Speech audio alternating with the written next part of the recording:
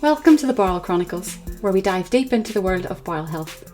I'm your host, Nikki Kilpatrick, and on this podcast we have raw and candid conversations with individuals facing various bowel conditions and illnesses. Through personal stories and shared experiences, we illuminate resilience and courage in the face of adversity. Be reminded that each story is personal and unique. These conversations are not to be taken as medical advice or to replace guidance from a doctor or healthcare provider. Our aim is to inspire and empower through these amazing stories, amplifying voices often unheard. So join us as we embark on this journey together. Sit back, listen, and be inspired. Enjoy the episode.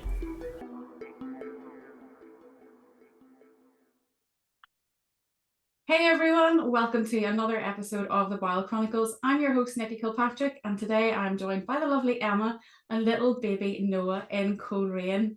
Guys, it's so good to have you here today sharing a little bit of your journey with us and your story.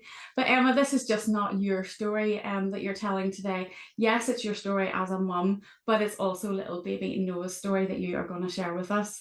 So in order for us to kick off today, I'm just going to let our viewers and our audience know that little baby Noah is only a few months old, and on just day one of his journey here on this earth, he underwent surgery for a stoma. So we're going to hear a little bit of that story today by Emma and what they went through as a family. So Emma, why don't you start by telling us a little bit of how you came about to find out Noah had a bowel problem? Was that back in your pregnancy? Was it after he was born? Like, where did things start to kind of unravel for you, in this drama that was unfolding before you? So I was 39 weeks pregnant and went to Causeway Hospital just for a regular routine scan. It was my last scan.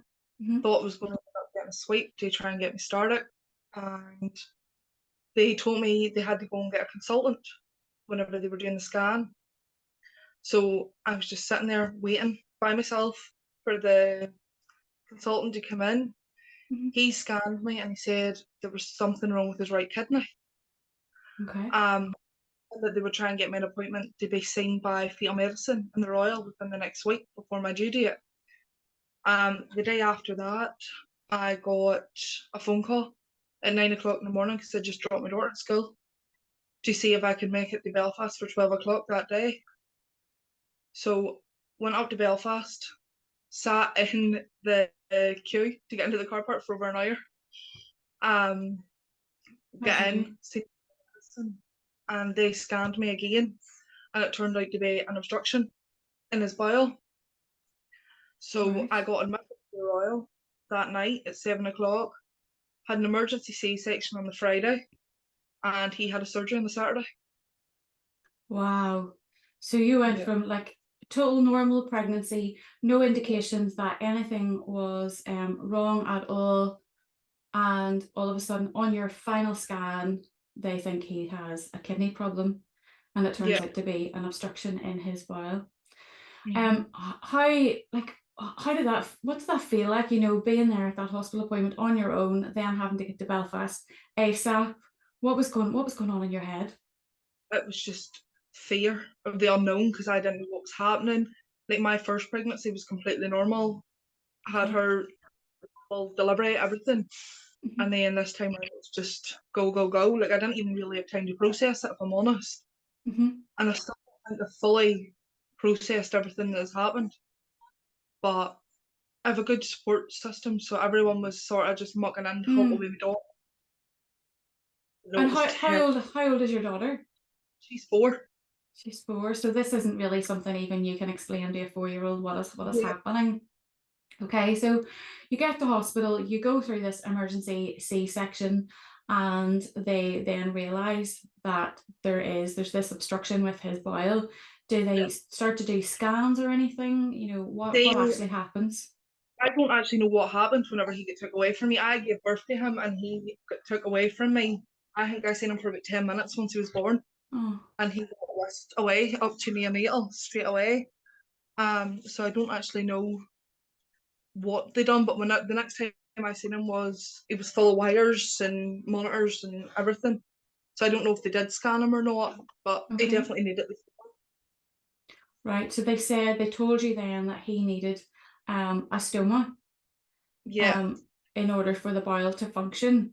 So, a stoma, just for our audience who are listening, to kind of explain that, is a part of the intestine that's brought out through an opening on the abdomen.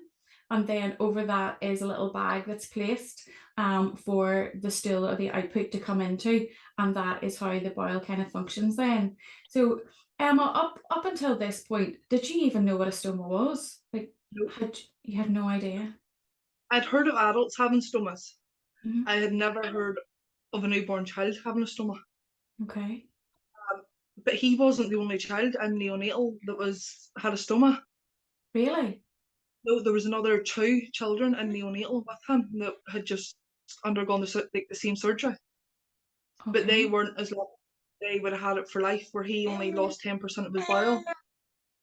So he lost 10% of his bile and get it reversed. Okay. So we'll get to that shortly. He's in this neonatal unit, and there's two other babies there with a stoma. Did you get an opportunity for conversation with their parents or Yes, they anything to did. find out a little bit more about it, how they managed it, like what even is it, like how do I cope with this? Because it's all new. Their children, or one of the girls, her son had literally just had the same surgery the day before Noah had it. So whenever we were learning to change the bags and Mhm. look after it and keep it clean and make sure it didn't die, basically, me and her were learning it together. The stoma nurse came around and taught us together. Wow. So it's kind of nice to have another parent going through the same thing, Hmm. basically. Because I'm quite young. I'm only 24, so Wow. it's scary. Yeah, yeah. Well, that's good that you had someone else there to kind of, journey that with you, and you're kind of learning Well, together, that somebody else that could relate on your level to what you were going through as a parent. And so how, like, obviously Noah doesn't know any better. He's just new into the world. He's a little baby. He has no idea what's going on. What did it feel like for you knowing that your child was about to go through major surgery? Like what was your thought process? it was How did it feel like for you? it was really, really scary. Um, I just remember feeling like really numb Hmm. and not really okay.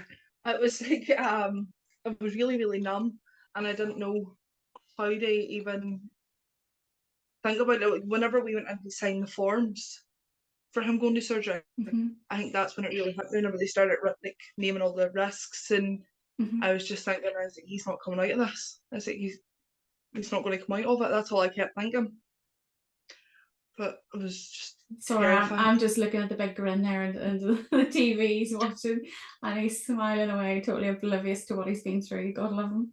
I know. So, the overwhelm of that, the fear, all of those Yeah. thoughts of, I've just given birth. This is a little miracle. I've had another child. This is like the most beautiful gift, and all of a sudden you're hit with, this is wrong with his bile. They're having to take him away for surgery. He's going to have a stoma, and it's just really, really overwhelming. You've come through an absolutely incredible journey. Did they explain to you at the time? They said he only had 10% bowel function because of the kind of obstruction. His intestines, I think you said, were stuck together. Is that correct? We were like fused together basically, so he lost 10% of his bile. Okay. He's currently going to the toilet. You can hear him. Needs must. It's a little Um, bit different now. it's very different now. So he lost 10% of his bile, so there's still a good bit of it there. That's why he was able to get it reversed. Okay. All his nerve endings and everything were all still working because they done biopsies of that. And they checked him all over. Okay. So he was born in November, is that right? October. October. Yeah. And he's now six months, It's coming 7 months coming this week. 7 months. And in the space of 7 months, he has dealt with life with the stoma, and then he has also then been through another surgery, and he's had his stoma reversed. Yeah. He got Unbelievable. it reversed. He got it Oh, reversed at just 5 months, was it? yes, he was 5 months. He went in on Mother's Day. to go in and get admitted to the hospital, and then he had a surgery on the 11th. And we were told that he'd be gone for about 3 hours. Mm-hmm. In total, he was gone for about 5.5 hours. Okay. So a lot of waiting and wondering, and that was really scary. And then he came back to the ward and he was fine then. And was that longer than the first surgery or similar? No, his first surgery was a lot longer. Okay. He went for surgery at about 3 the first time, and he wasn't back to about 29 that night. Mm. That was. And did you feel more comfortable, more relaxed, or was it the same scenario again, knowing your baby's still 5 months old, very, very small, and undergoing surgery? Was it any It was different? scary because I got to walk him down into the theatre room and stay with him till he was sleeping. And that was an awful, awful experience. Mm. But no, it was just terrifying. See, waiting. I was just pacing the hospital, and I mean just pacing up and down, and then in the Royal there's like a little balcony bit where all the surgeons would walk past, and I sat where I could literally just sit and watch up just to make sure that whenever he came out I could be there straight away. Oh. So how was life before the reversal surgery for that 5 months? How long was he in hospital for? And then, when did you get him home? And how was life when you brought him home? So whenever he was in the first time or the second time? The first time? First time, whenever he was in the first time, he was in for 11 days. Mm-hmm. So he had a surgery, and then he was in neonatal for 7 of them days, and then he was in special care for the rest of it. And it was just trying to learn the bag, get a routine of cleaning it and changing it, and every time he leaked, it was just a whole ordeal because he just squilled. Because obviously it was hurting him coming off, even though we had like the sprays and we had the wipes, and it was just a whole big ordeal to try and get it changed. It was me and his dad, and we were just so flustered the whole time trying to. And let's face it, doing a nappy change on a newborn baby or a baby is difficult itself without having to do a nappy change and then do a stoma change as well. Look at him just giggling away there. It's gorgeous. So was there any other wounds or any other dressings that you had to take care of, or was it just his stoma? He had a stoma, and then he had a mutant fistula as well, just above his belly button. But that we were just told to, what's that stuff called? Jello net. We had to put Jello net over the mutant fistula, and then Geoderm, yeah. we had to put that over that as well, and then the stoma bag went over that, but the stoma bag never stuck properly because of the Jello net and the Geoderm. So we were changing the bag like 4 or 5 times in a day because it was just leaking. Because everything was so runny, because it was just freshly coming out, it was just leaking constantly. So then whenever we came home, it was changing it, making sure everything was really sterile, making sure Aoife didn't go near him, didn't touch him. And then I cried nearly every day because I had to change it every day. And it was just a constant change the clothes, and it was just awful. I know, because you're in that routine of feeding, changing, bathing, sleeping, feeding, changing, bathing, and now you've got this additional with a second baby who has these much higher demanding needs of you as a parent, and that's really, really, really difficult to come around to deal with. Did there, come a stage, the output, did it settle? Did his wound start to heal up? Did life become easier? Were you able to manage it? Was Aoife able to interact with him then, and there was no panic over that? How did things progress? So no, everything healed up really, really good. And there was a while though that like around the stoma was really red and sore looking. But we got that managed, and he was absolutely fine then. Aoife, she's like a wee granny. She just dotes on him, so she does. But I was just making sure she didn't touch his stomach because she didn't understand, and there was not really a way to explain it to her. Mm-hmm. So we ended up getting one of them botany bears Oh, yes. to basically explain it, and it came with a book and all to explain it to Aoife. Okay, And so it's just something, explain for our audience what a botany bear is. It's a little teddy bear that has a stoma bag yes, on its abdomen. and And it, it's a charity company, I'm pretty sure, that does it. And I just texted them on Facebook and asked, how do I go about buying one of these bears? And they were like, what's your address? And just sent one out. So it comes with a book that tells you all about stomas and botany had a stoma and why you had to get it and stuff. And then it came with like a wee colouring in book for Aoife as well. So she got sent and colour in, and then she took botany bear into school for story time one day and very took good. the book and then took it in so all her friends, she could explain it to all her friends. Educating our class, bless her. Mm. Very He good. thinks grateful. So He she was, had more of an understanding then after yeah, kind of after that. interacting. That's very So good. that was good. So now she just leaves him alone, basically. She's used to it. It's just the norm. So how was there hospital appointments? Were you back and forward to the hospital for checkups or anything, up Yeah. until the point of reversal? We had a meeting, we only had one. So he got a stomach and we had one meeting with the stomach nurse in the whole 5 months he had it. And then we were up just for them to look at his stomach and then get scans. So we had to go up and get the dye down. It was supposed to go down on his mucus fistula, but his mucus fistula for some reason had shrunk. I don't know why. They don't know why either, but it had shrunken down. So they Okay. ended up having to put a tube up Noah's bum, and then they put the dye in through that, and that goes all around his intestines and stuff, and then they take x-rays of that. Mm-hmm. So we get that all done, and then we got a phone call to say that yes, he would be going in for reversal surgery within the next, we were told it would be next 4 weeks. He was originally, I wanted to get him in this weekend. This was the Wednesday or Thursday, and he had actually wanted him in that Sunday coming. But there was an emergency surgery that he couldn't have him in, and I was like, well, thank God you couldn't have him in because I'm not really that prepared. And then I felt really selfish because I sat and I thought and I hemmed and I had, and I was like, do you take him to get it reversed? Do you keep it? What would be best?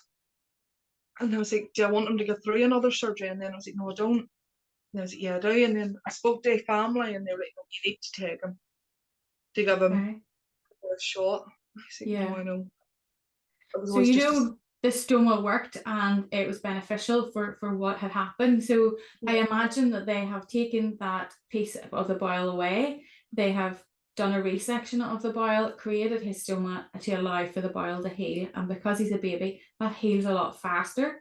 yeah, Um, and then they were, okay, this is clear, it's working, things are filtering through. We can actually allow for the waste and the stool to pass through the full intestines now, because that has been healed, and so they could reverse his stoma. So you get through reversal surgery. Was that a long stay in hospital? How did he fare for that surgery? we went in on the 10th of March, so Mother's Day. His surgery was on the Monday, the 11th, and we were home again on the Thursday night. Wow. Yeah, so he was in all like 3 4 days, I 4 days all in. think that's And incredible. but whenever they were doing his surgery, Dr. Dick was his surgeon, and he was saying whenever he was like, doing like a little drawing to explain. Sorry, he's getting tired. He was doing a surgery or like a little drawing to explain how the surgery would go and how they would have to do it. Mm-hmm. And it was basically like they had to funnel it. So because his stoma was on the outside, it was getting bigger with stuff passing through it, Mm-hmm. and the other side was just sitting there not being used. That they would have to then they had to like funnel it basically, so put the smaller side into the big side and stitch up that way. Okay. So they funneled it, and then they were like, it might take a wee while now to start working, so you might be here a wee while. Mm-hmm. But no, everything started working really well. He only started going on the Thursday morning. He started going to the toilet properly on Thursday morning, and he was home the Thursday night because he was eating and he was pooping and everything. Unbelievable. And so Working. since then, Emma, has he just, is his bowel movements normal? How has he been handling it? He looks fabulous. And I remember you dropping a message into our like Facebook community groups. He had been through surgery, we were waiting to see him, and then the next thing he was home. It was all very quick.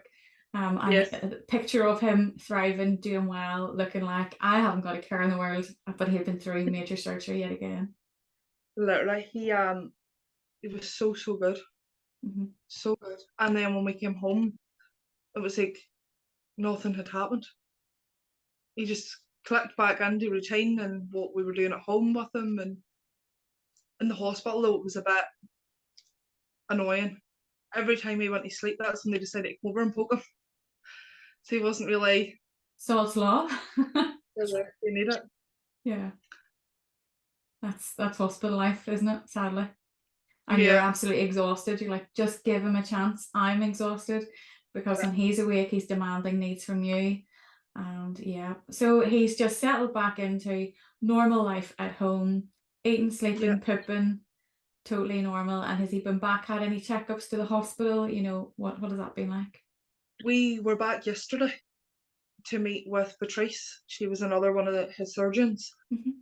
And he got fully discharged from the paediatric surgery team. So now there's no more appointments, no more having to go to Belfast. That's amazing. Yeah, so 7 months all in. Is that a big So sigh of relief from you? Yeah. it really is. Yesterday we got the train up instead of driving, and I was just sitting in the train the whole time panicking that they were going to tell me you'd have to go back on for another surgery or they'd have to keep him. I was just panicking. I was like, please don't. And so he came away with happy news that he had been discharged, all done and dusted within 7 months. And you've been through so much as a family, you really have. And you know, as a parent, you know, is there any advice that you would give to another parent of a newborn with a stoma, or facing the idea of bowel issues, you know, or like even slightly older children, you know, what you've gone through, your experiences, or anything you'd like to share with our listeners? Don't stress, and do not use Google, because that's what I thought, and that was bad for me. Because I was Googling pictures of what it would look like after and what it looked like before, and there was like a picture and it was just the person was cut open basically from like their chest right down to their stomach. And I was just panicked then. I thought that's what was going to happen. You know, don't stress, don't panic, don't use Google. Just stay calm and wait for the doctors to tell you what's happening. I don't know. Okay. And I think, yes, don't use Google. I talk with so many people and they'll send me a message and say, of course I looked at Google. You know, it's the worst thing you can do. And yeah, there are moments when Google is really, really helpful and you can get the answers you need. Usually when it comes down to health scenarios, you know, and we're in these really difficult moments, it doesn't prove beneficial. I think me being who I am, I tend to go, I want to hear a real life story. I want to hear from someone else who has walked this out. And so I tend to use social media platforms to get the answers that I need and find them sometimes more beneficial. And I think that's probably how we in fact met. You ended up in our bile group through somebody sharing something somewhere, or on social media, and you got to interact with us. And I hope that was a good support for you. I know you sharing your journey into our Facebook community has been inspirational, and I'm certain that it will continue to inspire many more people, because no one knows the moment that we're put in these situations, and you know, young or old, we're all navigating them, and we're navigating them differently. So thank you so much, Emma, for your input there in our group and for taking the time today out of your day to come on here and share your story with us.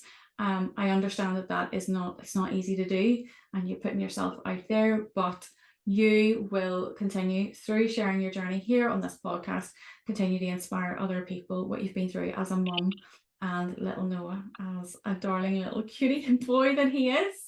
Yeah. So Emma, thank you so much for joining us today. Is there anything else that you would like to leave our listeners with today? Or No, I don't know. You don't? I don't know. I'm not Okay. really really talk about Noah's situation, and I haven't really talked to anyone except like doctors or my family. Like I haven't actually sat down like this and talked to a complete stranger and opened up about it. Okay. And I was really nervous, and then this morning I was really contemplating actually doing it. I was like, do I do it? Do I know it? But now I'm glad that I have done it, and it'll let other parents know that, when you're sitting and you think you're doing it yourself, there's other people that's going through it or have went through it. Mm-hmm. It's just. And I think that's, I keep saying about the power behind our story, because even though we don't necessarily want to talk about it and discuss it, because it is raw and it's real, and nobody really knows your circumstances, except for you in those moments, what you're going through and how you're dealing with it. But when you start to kind of put it out there, I think there's part of it as a healing process as well. Whenever you actually discuss what has happened, and you can appreciate the severity of it, and realize, oh my goodness, this was a really, really difficult situation, but we came through this, and to reflect on it, it's pretty powerful. You're such a strong woman, 24 years of age with 2 children, and you've done an absolutely amazing job at navigating life with a second baby, life with a baby with, this bowel condition, and, all of the surgeries that he's been through. And you're here to tell the tale on the other side of it, and, put your story out there. And again, you're just inspiring other people by doing that. So well done, you're doing fabulous. And so that's us pretty much wrapped up for today, guys. Again, thank you, Emma, thank you, little Noah. And guys, spread the word, put this podcast episode on your socials, on your stories. Let everyone who has a small child or toddler, kids with bowel conditions, let them hear the power behind Emma and Noah's story. Share it on your socials. Let us know what you think. And that's us. We're going to wrap up now for today. Join us next week again for another episode. Thank you, Emma. Thank you, Noah.